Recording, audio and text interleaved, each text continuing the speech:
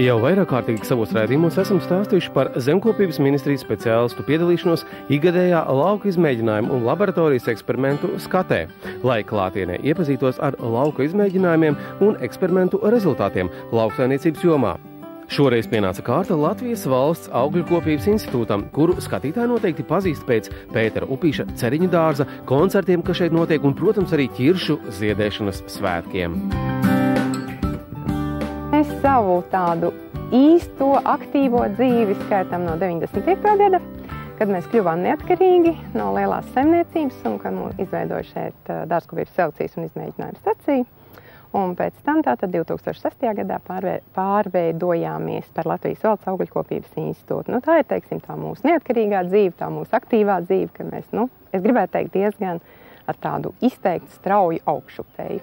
Vissmagākie laiki, protams, mums bija šie 90. gadu vidus, jo šī vieta atdalījās no lielās padomu saimniecības, un arī institūts beidza pastāvēt lielais institūts, zem kur visas selekcijas stacijas bija.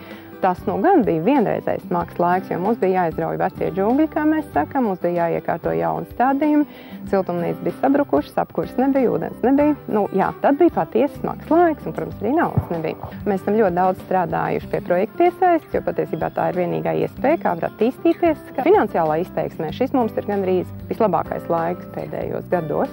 Bet arī vissmagākais, tāpēc, ka ir ļoti daudz šo projektu. Šobrīd ir īstenošanā 5 Eiropas struktūra fonda projekti, mums ir 1 pārrobežu projekts, mums ir Eureka, mums ir tiešām kopumā 10 projekti, un tas ir milzīgs darbs. Un cilvēku skaits jau nav tik liels. Tad, kad es sāku šeit 96. gadā būt par vadītāju, tad mēs bijām laikam 20 cilvēki, šobrīd ir pār pa 60 kopā cilvēki.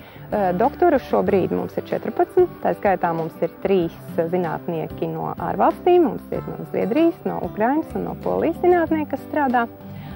Kas mūs ļoti priecē, protams, bet kas ir tā lieta, ar ko es vairāk lepojos, ka mums ir ļoti daudz jaunu cilvēku. Mums ir daudz doktorantu, tagad tikko aizstāvējās svaigi atkal 4 jauni maģistri, kuri atkal turpinās studijas doktorantūrā, un šobrīd ir tātad 6 doktoranti.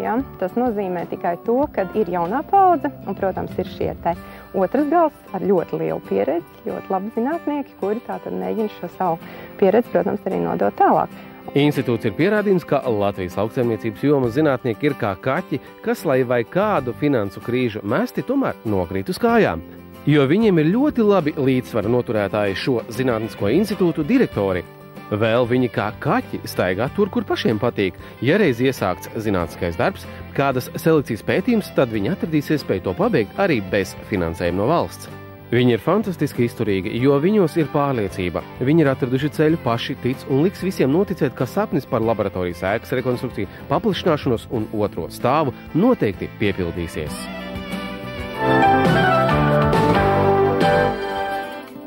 Trešdien, 13. jūlijā, Zemkopības ministrijā notika apaļā galda diskusija Latvijas patērētāja informēšana dzeramā ūdens problemātika, ko organizēja SIA Venden sadarbībā ar Zemkopības ministriju. Pasākums tika rīkots, lai uzsāktu plašāku diskusiju sabiedrībā par kvalitatīvo ūdens kritērijiem, atšķirībām starp parasto dzeramo ūdeni un dabīgo minerālu ūdeni, produkta marķējumu, izmaiņām likumdošanā. Ļoti svarīgi, ka šāda saruna viņa var notikt daudz un dikti, ja par šo sarunu neuzzina gala lietotājs, pircējs, patērētājs, tad šai sarunai jēga ir ļoti minimāla. Tātad viena no galvenām lietām, ko atzina visi klātesošie, ir tas, ka šādām sarunām ir jānotiek, pie tam šo sarunu rezultātiem ir jātop zināmiem arī patērētājiem. Jo saskaņā ar aptaujas rezultātiem vairums cilvēku nesaredz principiālas atšķirības starp minerālu ūdeni un dzeramu ūdeni, minot, ka minerālu ūdens ir tas pats dzeramais ūdens tikai ar minerāliem. Tas vēlreiz apliecina, ka Latvijas sabiedrībā nav izveidots priekšstats par to, kādi ir kvalitatīva ūdens kritēriji un kādas ir atšķirības starp ūdens veidiem. Pati galvenā lieta, kas ir skaidra, kad ministrija varētu būt reāli tā institūcija, kas ir nodrošinātu kompromisu, kas arī atspoguļotos normatīvajos dokumentos. Un tālāk jau tad šis kompromiss būtu obligāts visiem. Protams, izskanēja diskusijas par to, kā mēs varam vai nevaram ietekmēt importētos produktus, bet vismaz tad, ja būs vietējais tirgus spēcīgs, ja vietējā tirgus ražotāji uzturēs pareizu pieeju informācijas sniegšanai visam pārējiem, tad arī pircējs saskaroties ar produktu, kurš būs neatbilstoši noformēts vai kur nebūs vajadzīgā informācija, viņš uzreiz izdarīs secinājumus. Es domāju, ka mums ir kopīgi jāstarbojas jau ar šīm profesionālajām asociācijām, kurās gan ar tirgotāju asociācijām, gan ar šīm iesaistītajām pusēm, lai lai patērētājs dabūtu visu nepieciešamo informāciju, kas viņam būtu jāzina, izvēloties produktu. Un tas ir atkarīgs gan no ministrijas, kas izstrādās pareizus, korektus noteikumus, gan arī no ražotāja, kas ievēros šos noteikumus arī. Protams, arī no kompetentās institūcijas, kas uzraudzīs, lai šie noteikumi tiktu ievēroti no ražotāja puses. Un tātad Zemkopības ministrija ir izstrādājusi bezalkoholisko dzērienu kvalitātes klasifikācijas un marķējuma noteikumu projektu. Šis projekts paredz stingrākas marķējuma prasības fasētajam dzeramajam ūdenim. Projekts paredz fasētā dzeramā ūdens marķējumā norādīt ūdens iegūs vietu, apstrādes veidu un būtiskāko sastāvdaļu sarakstu. Līdz ar to arī patērētāji būs līdzatbildīgi izvēloties produktu, jo viņi būs saņēmuši pilnvērtīgu informāciju. Diemžēl pat laban likumdošana nosaka, ka informācija par produktu uz marķējumu jānorāda tikai dabīgā minerālūdens un avotūdens ražotājiem. Savukārt uz parastā dzeramā ūdens iepakojumiem šo informāciju var nenorādīt. Tātad būsim vērīgāki iepērkoties. 1976. gads. Tiek atklāts Dobeles dzirnavnieks, kas sākotnēji saukts par Jelgavas labības kombinātu. Tiek uzcelts pirmais elevators un liela jaudas kalte. Pēc 3 gadiem tiek pabeigta kombinētās lobarības rūpnīcas un otra elevatora celtniecība. Uzņēmums iegūst nosaukumu Dobeles labības produktu kombināts. 1982. gadā eksploatācijā tiek nodotas dzirnavas, bet 1991. uzņēmums iegūst pašreizējo nosaukumu Dobeles dzirnavnieks. Kopš tā laika kompānija piedzīvo gan privatizāciju, gan darbībā tiek ieviestas kvalitātes vadības sistēmas saskaņā ar ISO 9001-1994 standartu, un no šā brīža uzņēmums darbojas ievērojot ISO standartus. Pirms 3 gadiem Dobeles dzirnavnieks kļūst par starptautiska pārtikas koncerna partneri, kurā ietilpst Vācijas un Igaunijas lielākās dzirnavas. Jebkura sevi cienoša uzņēmuma uzdevums ir iet laikam līdzi un būt atraktīvam un arī saistošam pircējiem, arī ar savu vizuālo tēlu. Ņemot vērā pirktspēju Latvijā, kas ir tad skaidrs, ka uzņēmuma turpmāk izaugsme ir iespējama tikai apgūstot jaunus eksporta tirgus, paplašinot eksportu. Zīmola maiņa notika, tika pieņemts lēmums veicot daudzus pētījumus, balstoties tieši uz eksporta tirgiem.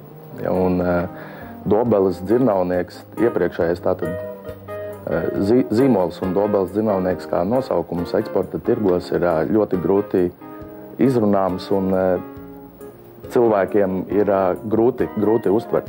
Tad veicot šos pētījumus, piemēram, šeit pat kaimiņu tirgos, iedzīvotājiem Dobele asociējās tieši ar miltiem. Tādēļ tika pieņemts lēmums veidot jaunu zīmolu un uzsvaru tātad atstāt uz vārdu Dobele, kas arī ir redzams, un apakšpusē ir sīkākiem burtiem izskaidrots tad nosaukums Dobeles dzirnavnieks.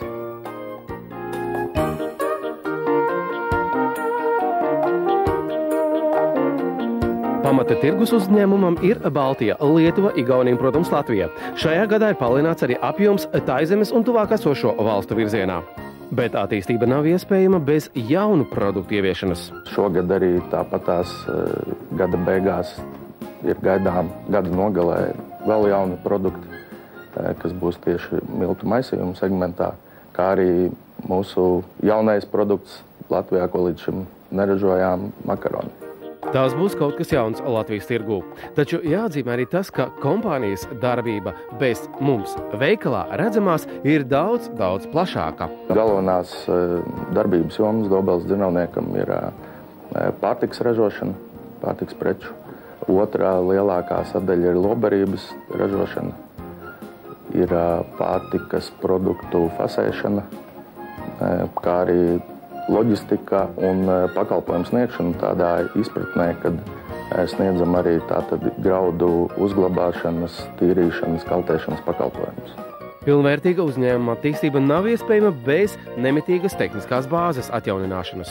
Runājot par investīciju projektiem, tad šogad lielākais uzņēmuma notikums, kas bija tātad jaunu Baltijā modernāko dzirnavu atklāšana, ar pārstrādes jaudu 400 tonnas graudu diennaktī.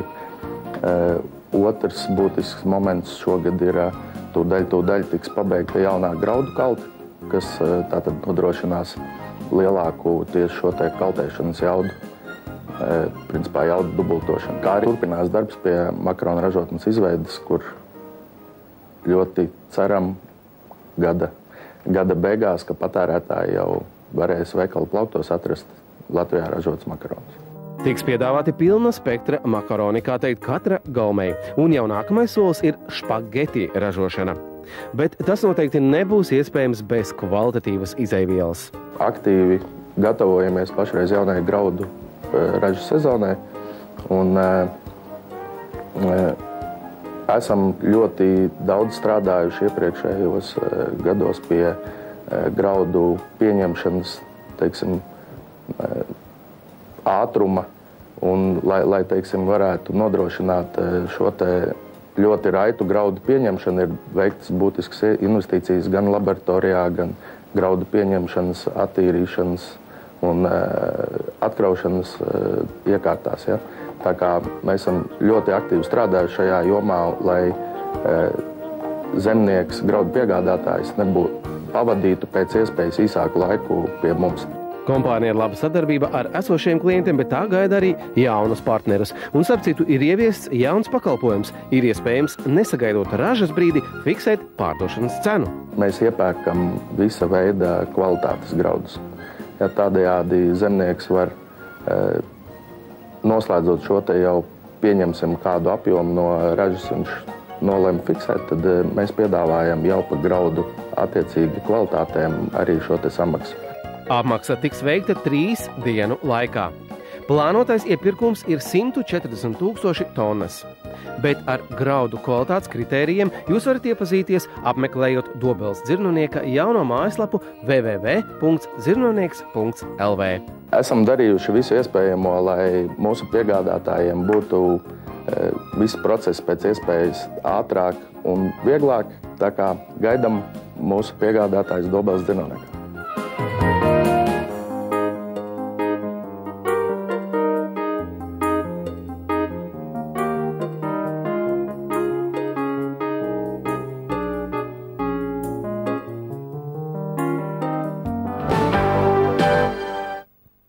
Katrs uzņēmums var attīstīties individuāli, bet var attīstīties arī sadarbojoties, un veiksmīga sadarbības rezultāts jau ir nozares attīstība. Pateicoties kompānijai La Nordija, savu vietu tirgu ir ieņēmušas vairākas kompānijas, jo La Nordija ir Latvijas beķereju partneri. Sākot šo logo izstrādāt un lietot, būtībā mēs domājām par tām beķerējām, kas bija kādreiz mūsu veciem tēviem, mūsu omītēm, un es domāju, ka daļēji droši vien katrs individuālais ražotājs būtu priecīgs, ja viņu sauktu pa beķerieni. Mūsu izpratnē tas nozīmē, ka viņa vairāk vai mazāk, bet māk visu. Visu zināt un iet laikam līdzi, tas ir La Nordija uzstādījums. Spēt atrast šo risinājumu gan lielai maiznīcai, kas ir industriāls ražotājs, un spēt atrast risinājumu mazām ceļmalas krodziņam, kas būtībā savu uzvaru svin vasaras sezonas laikā, kad garām brauc turisti. Un ziemā iespējams, kad sēž saimnieces sveču gaismā un skatās aizgājušās vasaras fotogrāfijas. Tas ir tas, uz ko mēs tiecamies. La Nordija regulāri rīko seminārus, kuros izglīto gan lielu uzņēmumu pārstāvjus, gan arī vienkāršas namsaimnieces.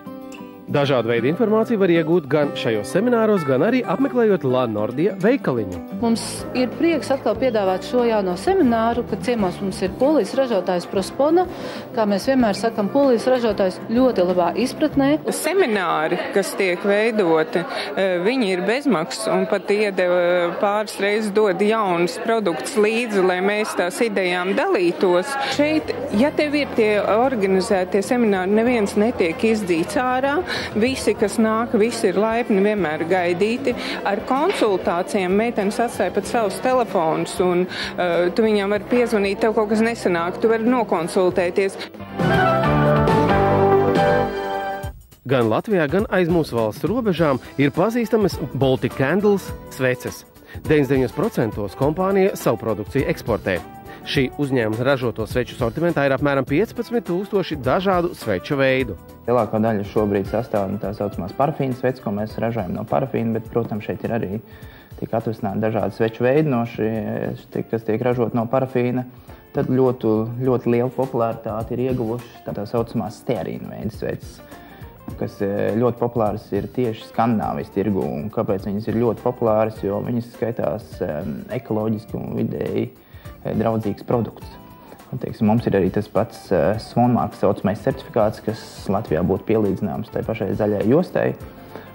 Viņiem, teiksim, Skandināvijā šis tas saucamais Eko Swanmark certifikāts, teiksim, ir tikai Eiropā tikai 2 rūpnīcas, kam šāds certifikāts ir, un viena no tiem esam mēs arī. Līdz ar to mēs arī ražojam, teiksim, šīs sveces un ļoti lielā, teiksim, ļoti lielos apjomos piegādājam arī Skandināvijas tirgu. Ja mazliet sīkāk mēs tā iedziļināmies, tad parafīns tas ir vairāk tā kā naftas blakus produkts, jo, kā jau ziniet, teiksim, parafīnu iegūst no naftas. Līdz ar to viņš nav vidēji tik draudzīgs, jo tas nāk no, teiksim, viss, kas ir zemes, bet šīs stearīna sveces tiek ražotas vai no palmu eļļas, vai, teiksim, no dzīvnieku, teiksim, vai zivju taukiem.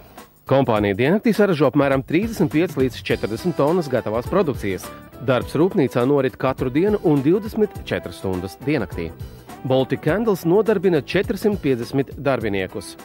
60% produkcijas iet uz Skandināvijas valstīm, pārējais uz Rietumu Eiropu un pat Austrāliju un Kanādu. Bet kā ar inovācijām šajā jomā? Pie tā mums arī strādā savu laboratoriju, mums pašiem ir savu, kur nodarbojas ar šo, teiksim, visu izēju materiālu, dažādu veidu parafīnu un stearīnu testēšanu. Tas pats ir attiecās uz degļiem un krāsām un lakām, jo šeit tomēr jāatrod šī pareizā kombinācija, teiksim, jo teiksim, daudziem varbūt liekas, ka tas ļoti vienkārši ražos sveces, jo tur tikai ir parafīns, ieliekam deglu un sveci gatava, bet, nebūtu tā nav kā izskatās. Tas, ka Baltic Candles produkcija ir iecienīta Skandināvijas valstīs, jau ir neapstrīdams piemērs produkcijas kvalitātei. Tādēļ, pirms izvēlēties pievilcīgo cenu, ko piedāvā no draudzīgās Ķīnas atbraukusī svece, apdomājieties, varbūt tomēr ir vērts nopirkt vietējā ražotāja preci. Patreiz Baltic Candles sezonas aktualitāte ir lielās dārza sveces. Paldies, mēs sakam visiem mūsu darbiniekiem. Nav svarīgi, vai viņš, teiksim, strādā ražošanā, vai, teiksim, viņš ir grāmatvedis, vai, teiksim, viņš strādā laboratorijā. Vai, teiksim, šis darbs ir visu šo cilvēku komandas ieguldījums, jo, teiksim, bez kaut kāda komandas, teiksim, darba, teiksim, kaut kādu posmu mēs nevarētu sasniegt šo rezultātu.